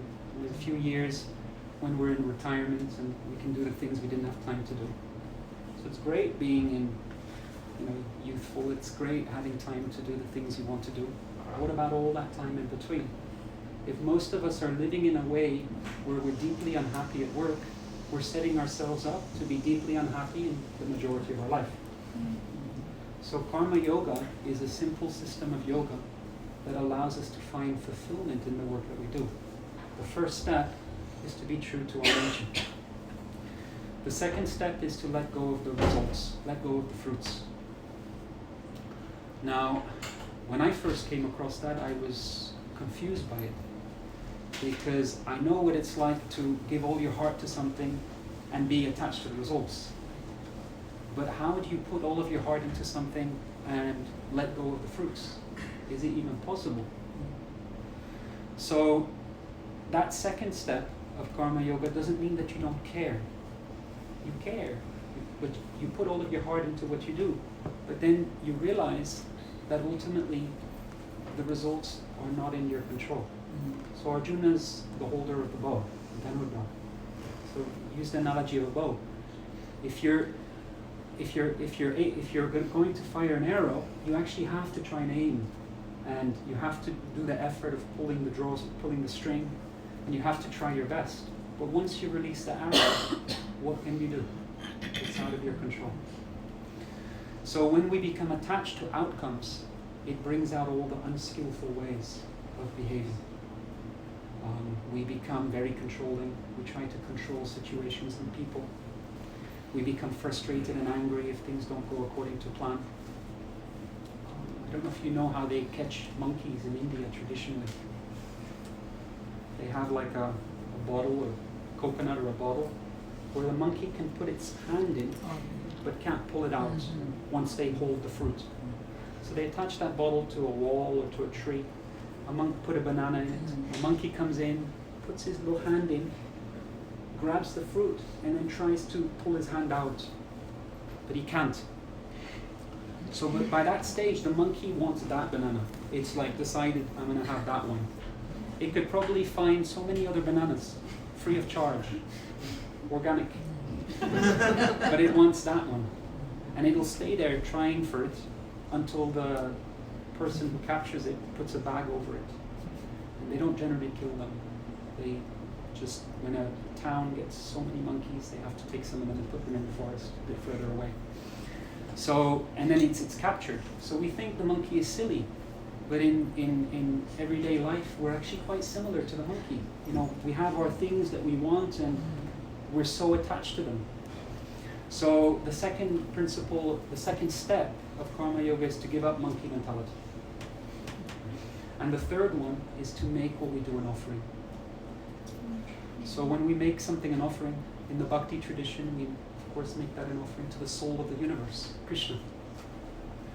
And when we make what we do an offering of devotion to Krishna, it completely changes our consciousness, our approach to how we're doing the work that we do. Even in simple ways, we're no longer going and looking, what can I get? We're thinking, what can I give? We don't go to a place and think, what are all the problems here? Look at all these problems. We think, what can I do to help? It's a complete inversion. Those 3 steps, Krishna tells Arjuna, if we can do them, then we can make our work a form of worship. Imagine, make our work a form of worship. So there are many other teachings that the Acharyas have explained about karma yoga, the difference between different types of karma yoga, which are very important for bhakti practitioners. But that's a simple 3-step approach to karma yoga for someone who's new to the subject. Yeah, Kamala Prada. Hi, Krishna. Thank you both for this discussion today. It's been monumental for me. You know, I was really glad to hear you say so many sweet things about Srila Narayan Maharaj. Yeah. I just want to say, as someone who, you know, has come to Bhakti Yoga and always felt drawn to his words and his teachings, but have sometimes been pushed away from it. And it was always very confusing to me because us as aspiring Vaishnavas are non-sectarian. Yeah. And I never understood that. And I felt like it was something I had to have in private. And so to find Sangha that encompasses what Bhakti is supposed to be is very important to me. So I thank you both for what you have said today. Amen. And I have so many questions after this class. I don't know where to start. But Prabhu, actually, when you were demonstrating with the stones, the first thing that I thought of was the monkey, because I knew it from like an African Aboriginal way, because they do that and then they give it lots of salt, so that it will take them to an oasis to find water. So, but when you were holding it, the first thing I thought of was the trapped monkey, and then you brought that out again, and it just, there are no coincidences. But I have so many, but I guess the one question that I will try and form is, you spoke so much about the dark night of the soul, and I believe that Bhakti Tirtha Maharaj also wrote about, in using this analogy and terminology, because some of my service is Vaishnava care for the death and the dying, and helping devotees leave their body. And I try to focus my specific service on counseling. And so when we go through different dark nights of the soul, as you were saying, and some maybe are grief, if you will, is there a way that this actually fits into the stages of bhakti as well? Because sometimes when I do work internally, I think of it maybe as an artanavritti, and I'm not sure if that is a connection or not, or if it's just something I may be feeling. If that makes sense? Oh, Marge can answer. Might want to answer that too. There are actually 2 dark nights of the soul in the Gita. And this is very important, so thanks for asking that. One dark night of the soul is the dark night of the soul that Arjuna experiences. We may experience that at various times in our own life, where what we drew meaning from in the world breaks down, and we're confused, and we don't know where to go. So that's one dark night of the soul. But there's another dark night of the soul. It's the dark night of the soul of Dhritarashtra. It's the underlying dark night of the soul from which any smaller dark nights of the soul will emerge and go back into, like waves in an ocean. If we can resolve the underlying dark night of the soul, which is known as avidya, so the dark night of ignorance, which is represented by the blindness that Dhritarashtra has from birth. And so the Gita begins with the blind king speaking. That's the underlying dark night of the soul. The smaller dark nights of the soul are very useful, because sometimes that will be the way that we come to realize the underlying dark night of the soul. If everything goes well in our life all the time, we may never question. I have some friends who, even though they were born in the Krishna consciousness movement, their life has been so soft, and because of their karma from previous lifetimes, whatever they've wanted has always come to them very easily. So they haven't really suffered very much at all in their life. And then they have at this point in their life, they're showing no particular interest in spiritual life because they've never had an experience like that yet. So the dark night of the soul is that Arjuna, the type that Arjuna faces and that we will face in our life, is a very valuable opportunity because it can set us off in the right direction. And the underlying dark night of the soul that Dhritarashtra has, and that we all have in this world, the process of bhakti and anartha nivritti is part of that awakening. Marge, I want to say so much more on that. Not so much more, just something more. I think, destiny, I say, is the language of God. And I think what death says is the basic spiritual message. You're not the controller, you're not the controller. And when you get terminal illness, God is saying it so loud. So if people can hear that, and actually surrender to God, even in a circumstance that's so much against their ego, it's very, very liberating. So that's what I would say. It's a situation that, it's actually a situation meant for the greatest gift, which is to transcend that egocentric, I am the controller, letting go. So if you're there at death, even if people are not particularly practitioners or something, it's a great opportunity. What to speak, if you're a devotee and you're exchanging with people, there's an exchange of heart, and something of what you are will come to them also. Anybody else have any questions? Tina, you just came and you're... I've been traveling for over 2 hours to get here, but I finally made it, so I apologize. Thank you both so much for being here. Love Prabhu's book. Okay, just wait 1 second, Tina. We'll just take a little break, and I'll entertain you.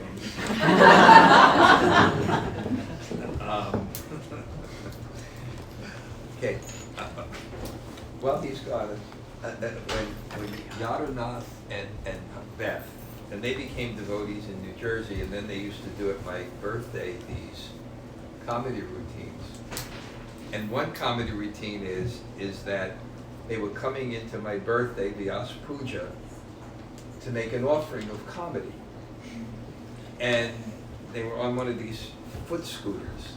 So it was like Krishna and Arjuna, the husband and wife, coming in. And then the wife breaks down. And the wife breaks down and she says, I can't do this. I'm afraid we're going to commit Vaishnava aparad. So then the husband playing, the Bhagavad Gita looks at the wife and says, oh, destroyer of logic. Oh, enemy of rational thinking. And then she responds, of the innocent you are O.J. Simpson. Of days of the week you're Monday. And of states you are New Jersey.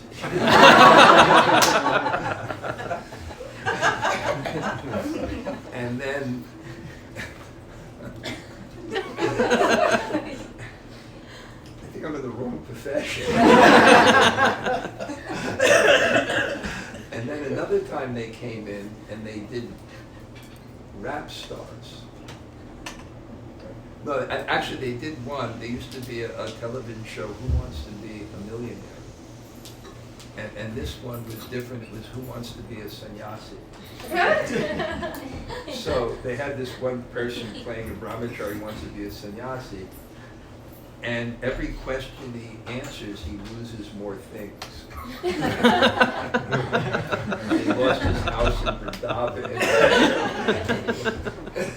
So, anyway. Okay, I just kind of entertained. Okay, Athena, now your question, okay? Yes. Well, first, thank you so much for hosting this. I love your book, and I can't wait to read your name. I really wanted to actually, elaborate, touch upon your last point of, you talked about karma yoga, but really the bhakti part in offering everything back to Krishna. But I think I've always struggled with the actual practical standpoint of that. So if we could draw an example, say someone is an architect and that is true to nature, how does that person think? How do they operate? How do they make that an offering? How do you actually work in a way so that it is an offering, a worship? And what does it mean? And Rana Swami Maharaj had mentioned this actually in one of his talks, that you work in a way that it's in line with the will of the Lord. But what does that actually mean? How do you practically apply that?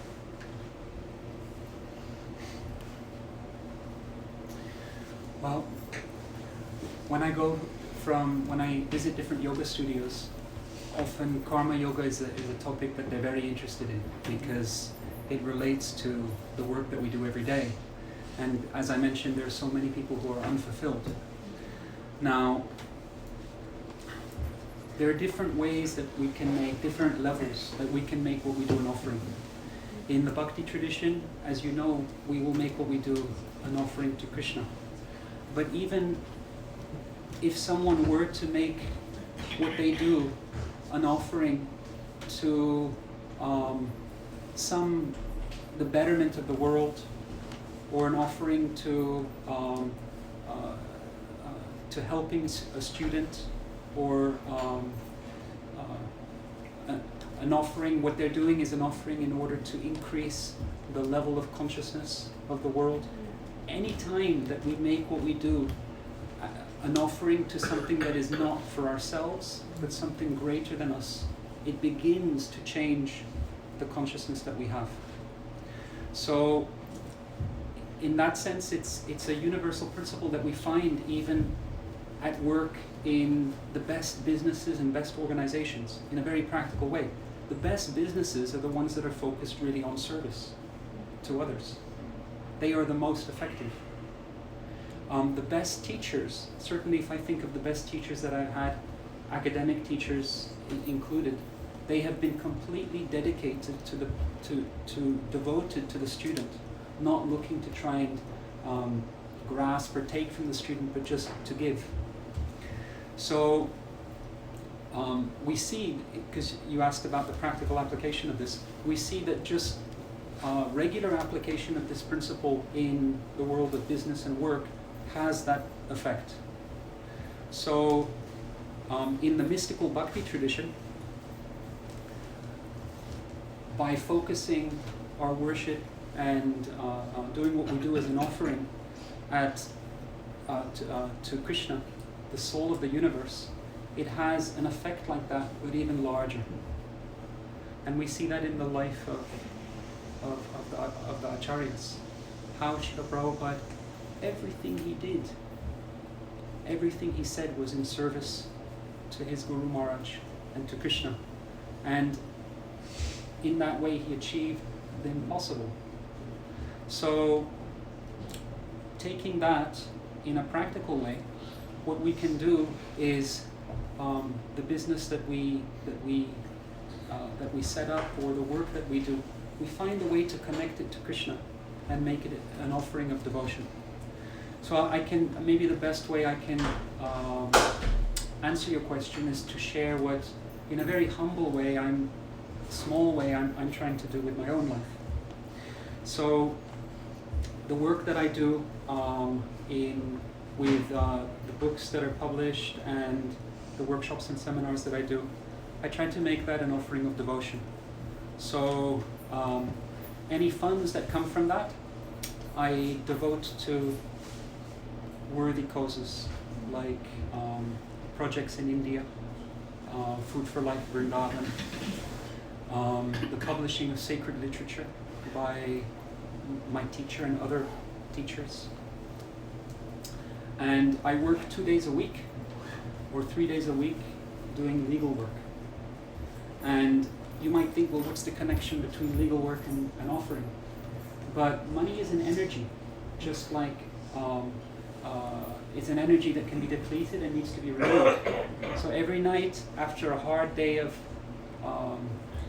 work, by hard I mean like intensive but deeply fulfilling, you go and take some sleep.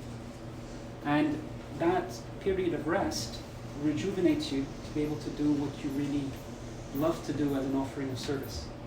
So I see the work that I do, legal work that I do, as a way of covering the bills and accumulating the financial energy in order to be able to do what I really love to do. And in that way it's connected, and it becomes part of the service, loving service that I try to do. If I didn't have that connection, the legal work would be, it would be numbing. I would have no impetus or inspiration to do it. But as I do it, I'm thinking, oh, I'll be able to use the money that I earned from this to come to New York and meet all of you, get to meet Marge again after 25 years, or go to another destination and share these teachings from our lineage to others who will be benefited by them. So that's how I do that in my own life. There are many different ways that it can be done, and it will vary a little bit individually depending on your circumstances. One thing that I have found is that the more we focus on doing that, even if it's in a small space within our life, the space begins to grow. If we do what's really truly important to us and it's connected to Krishna, even if we do that in a small part of our life, because it brings so much vitality and so much happiness and energy, it begins to grow. And soon it becomes your whole life. So be careful. Does that answer your question? I sense I've only perhaps... Just one second. Kaveri? Is she there? We'll go about 10, 15 more minutes with questions. Okay, so because I need a little time to... I think my question is, maybe it's too specific, but so I'm a yoga teacher, so I think it's a little easier to say I can give the holy name, I can remove the bhakti center. So, but I'm thinking, even from a preaching standpoint, you say offer everything back, and you have students who are in finance, architect. How do you practically apply that? And just to be a little more specific, we know devotees. For example, say they're head of big desks at these big banks. How do they actually make their work, practically offer it and tie it to Krishna? Beyond saying, okay, so I will take the money and I'll donate to temples and I'll give Mahaprasad. But the work itself, like how do you make that in line with the will of the Lord? And how do you make the work, like actually the work and the job that you're doing, an offering? I think I'm trying to wrap my head around that per se. Just even from my understanding when I preach that, what does that practically look like? Because it's not, say you're in finance and you're making all this money and you're investing in people's, like it's not directly related to Krishna. And I mean, maybe the answer is that yes, you do what you can and you bring offered food and prasad to like your group, or you tell them about the bhakti center, you take the money that you earn and donate to good causes. But the actual work itself, how does that align with Krishna, and how do you? I think this is stuck just in the last lecture. Just how do you operate in line with the will of the Lord? Like, what does that actually mean? Well, one important point is that I don't think that we should, I know you weren't meaning to do that, but we shouldn't undermine the connection that we make by offering the results of our work. Because by offering the results of our work, we're automatically connecting the work to making it an offering. So that is definitely a valid and good way in which to make our work an offering. There are certain types of work that will be more difficult, the work itself will be more difficult to make an offering.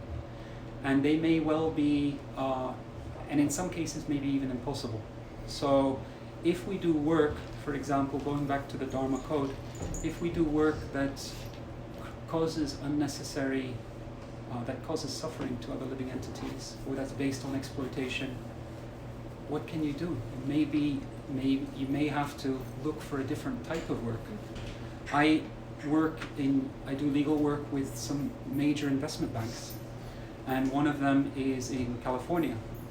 And they gave me a job that required putting together papers for a huge firm that was relocating to the Midwest. And I looked through the documents and I saw that this is a firm that is based on animal experimentation and animal killing. So they were developing some kind of external kidney machine. So if someone's waiting for a kidney transplant, they may have to wait a very long time, and it can be very difficult. So they developed this system where they take pigs and they cut them and make some external liver, and they refer to the pigs in this presentation as raw materials. And in the Midwest, I think there are lots of them. So they wanted to relocate, make a big facility. And I thought, no, I can't do this. I'm not going to draft this. And this was my biggest client. And I thought, I could lose this. But I was not, it's against, I cannot connect this to Krishna. Sometimes some work, it may be against our nature or it may be against Dharma. And I stepped away from it, and they actually really were surprised, and they respected that, and then that whole deal actually fell through as a result. So sometimes the work may not be suitable, but there are many other types of work where it can be connected to Krishna very easily. If it's a restaurant, you can offer prasad. If it's a workplace that is say an investment bank or a finance place, you can make connections and do side projects that are beneficial to the world or that support sadhus. There are, for someone who has some creativity, there are endless opportunities. And in fact, the jobs that you least think can be related to Krishna sometimes offer the greatest opportunities. Those positions that are in finance and legal and so on, if we can touch the lives of those people, they can work with us and do incredible things.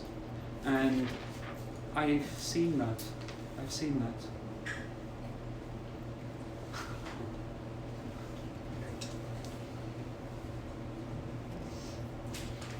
Okay. All right. When you were speaking earlier about when you start a project or something in a particular guna, that it can affect the guna, or it can affect the project throughout.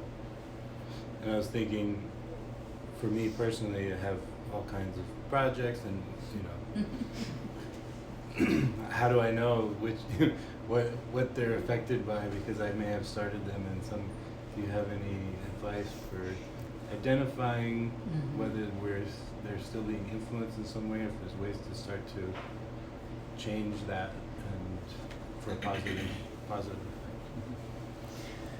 Sometimes we think that that rajas, the quality of passion, is bad and should be avoided. That's not what Shastra says, actually. Shastra says avoid tamas and understand the limitations of rajas. So if you start a business, for example, with people who are very, very sattvic, it's impossible. Nothing ever gets done. There has to be some element of rajas. It's the force of creativity. And but if that rajas, most workplaces, I don't want to generalize entirely, but a lot of workplaces that I've seen, they're rajas mixed with tamas, and that's a destructive combination. But if we have rajas that's mixed with sattva, then it has creativity with sustainability and longevity. So it's true, we will start off our projects in many different ways, especially when we're not so conscious of the three gunas. And the energy, the guna, combination of gunas that something is started off with flows with the project all the way to the end. So I was in one company that was fueled, it was a real estate company quite some years ago. It had a lot of, it was started off, the owner made a huge amount of money in a personal real estate portfolio, and then decided to set up a company. There was a strong element of greed, and the place was very dynamic, and it was growing really, really quickly. but too quickly. So there's an element there of rajas, but also an element of tamas. Because as the Gita explains, when we try to do something that is beyond our qualification to do it, that's an aspect of tamas. So the business started going into areas that it didn't have previous experience in. It was taking in so much money from investors and not doing the correct due diligence. And problems started coming up. And one joint venture was with another company in Europe that was even arguably fraudulent. So there hadn't been correct due diligence. Investors started losing a lot of money, and then the results of that combination of gunas became manifest. The company went bankrupt after some time. So looking at that as an outsider, to see how the gunas at the beginning impel the direction of an enterprise, and this can be any project that we do, how that flows through and manifests as a result is striking. And sometimes it can seem almost as if it's impossible to move out of that. So if we find the first step, if we have started something in a particular set of gunas that is not favorable, the first step is to become aware of it. Because when we're aware of something, then we can do something about it. So that awareness already is half the problem resolved. And then the second step is through conscious effort to redirect or to restart.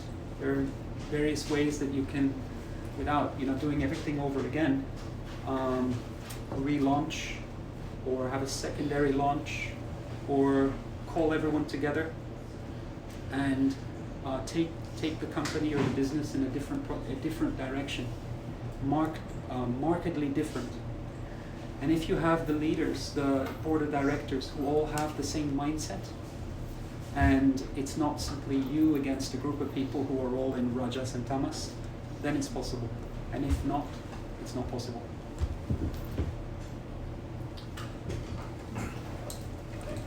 So we'll have one more question, and then maybe you can sign books and they'll serve out this out.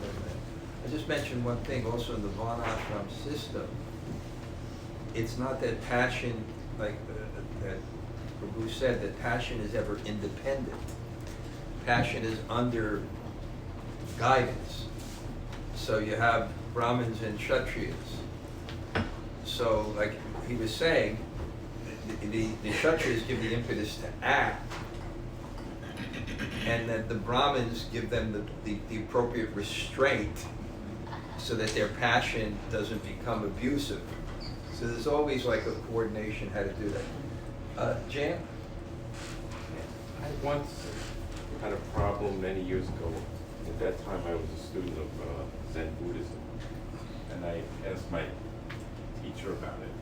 And I was a lawyer too, and I was concerned that my relationship with my clients was very disturbing to me because I felt like they were always lying to me, and yet I had to continue with their cases, and I felt that the whole atmosphere was very bleak, And I asked him about it, and he said he was Korean and his English was charming but not very accurate.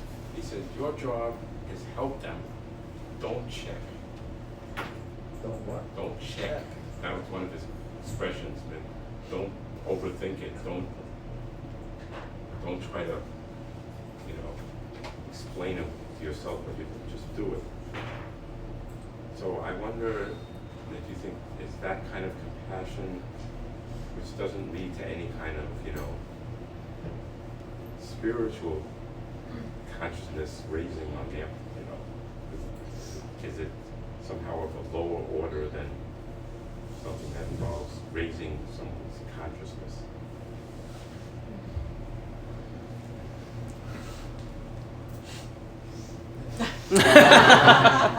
Difficult questions.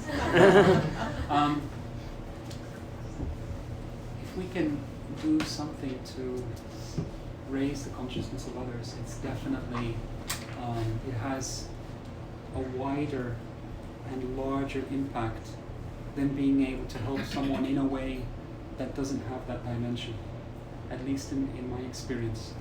Because it becomes a little bit like, how to explain? Well, this is very related to the principle of purity. So most of us, I see in New York, it's actually my first time in New York other than just traveling through. And I see going through Manhattan that people in New York, they really like to dress well and to present themselves well. So usually what happens for most of us is in the mornings we will take a bath and dress ourselves and so on, and then step out into the world. But we won't often consider the purity of our own consciousness. And what we do then has a ripple effect that affects many other people. So, we'll be stuck in traffic, we'll be angry, we'll make it to the workplace, the first person we see, we might say something to them that we don't really mean. That person then it has this kind of ripple effect. So purity is about not only physical cleanliness, it's about the condition of our minds. We can help someone in a particular way, help them in a particular way with some problem that they might have. And that will resolve that problem for the moment.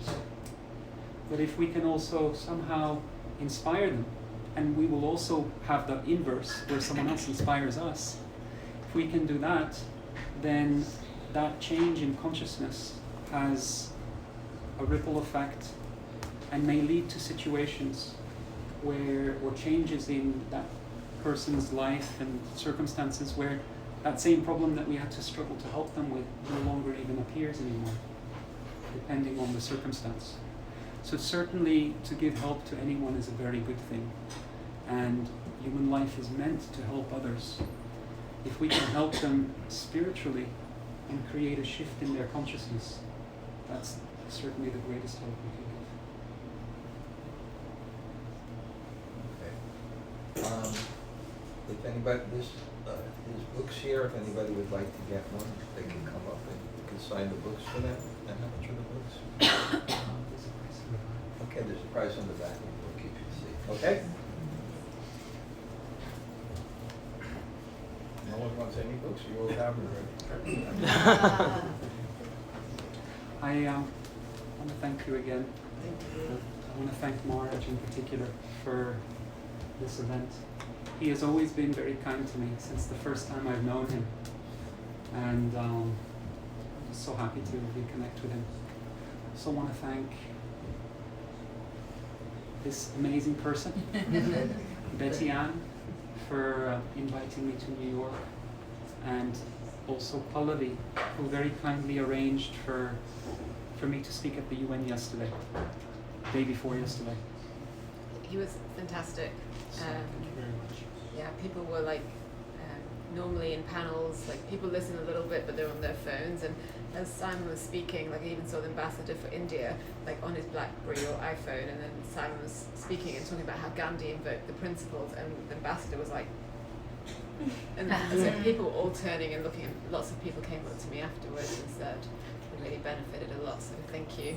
I feel the reason it was successful is because the day before I went to the Bhakti Center and offered homage to Srila Prabhupada. This is the place where he established Krishna consciousness in the West, and I asked him to please give his blessings. I think that New York I've gone to many places and there's something special here. Really there is. There's a rejuvenation of Bhakti and Krishna consciousness, so much energy and enthusiasm. So many people of all ages, especially youngsters who are putting their full heart into devotion. I've not seen that anywhere. So, my pranam to